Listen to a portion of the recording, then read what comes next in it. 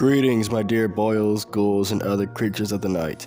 My name is Crypt, the god of grim literature, and welcome to Learning with Crypt, a series where I talk about my favorite things such as history, the supernatural, and my specialty, lore. In the previous episode, I covered the locations that exist beyond the multiverse. Also in that episode, I briefly gone over the afterlives, and today, I'm gonna explain 9 spheres of heaven in great detail. But before I get to that, I'm going to explain what happens after you die. So imagine this. After your soul shuffle off the mortal coil, you end up in the tunnel that transition between the colors black, gray, and white. This place is called Oralu. All souls must follow the voice and do not stray from the path. If they do, they end up being trapped. At the end of the tunnel lies Mortis, the death god. If you've done good deeds before coming to him, he will send you to your designated heaven. But if your said deeds were neutral, or they weren't exactly righteous nor downright heinous, Virgil, the angel of guidance, will come down to send you to your purgatory. And if you're a sinner in your past life, the ferryman will take you to your appointed hell. Since we got that out the way, let's start with the first sphere of heaven. This place is for those who barely made it into the heavenly host.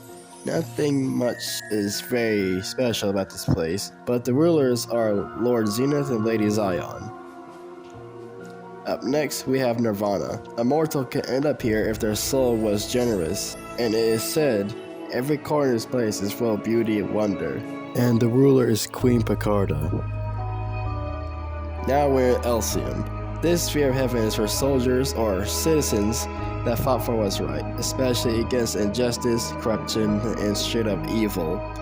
Here, the denizens can choose to be part of the heavenly host's defense or rest here for eternity. The leader of this place is Lua, the patron goddess of soldiers. Ascending further, we're now in the fourth heaven. This place is for the kind-hearted individuals, and it is home for the subspecies angels called the Chakadiri, or Chakidrai, depending on the translation. Above that is the very center of the heavenly host itself, known as Paradisio.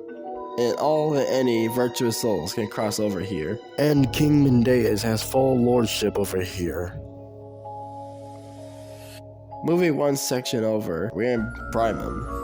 This place is reserved for the souls who kept true to their faith, and in this heaven, the inhabitants can get whatever the heart desired. The ruler of this sphere of heaven is Seraphil, the angel of prayers.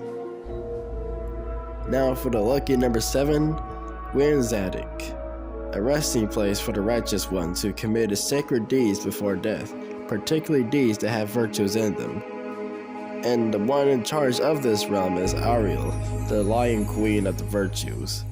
Fun fact, the former ruler of Zadok was Helil, the former virtue of obedience, but that's a different story for another time.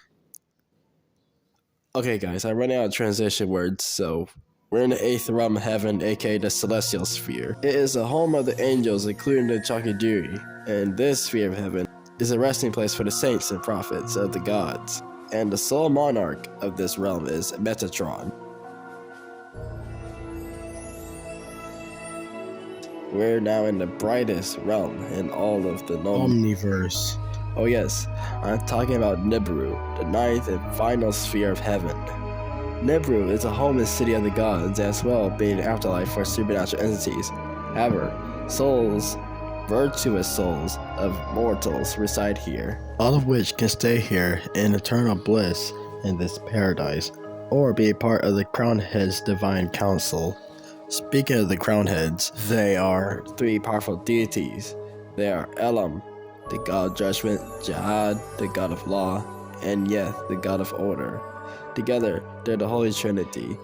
There's a lot more to say about them, but that's for a different date. In the next episode, I'll go over the 9 layers of purgatory. And it's been Crypt signing off, and I love you all cosmically.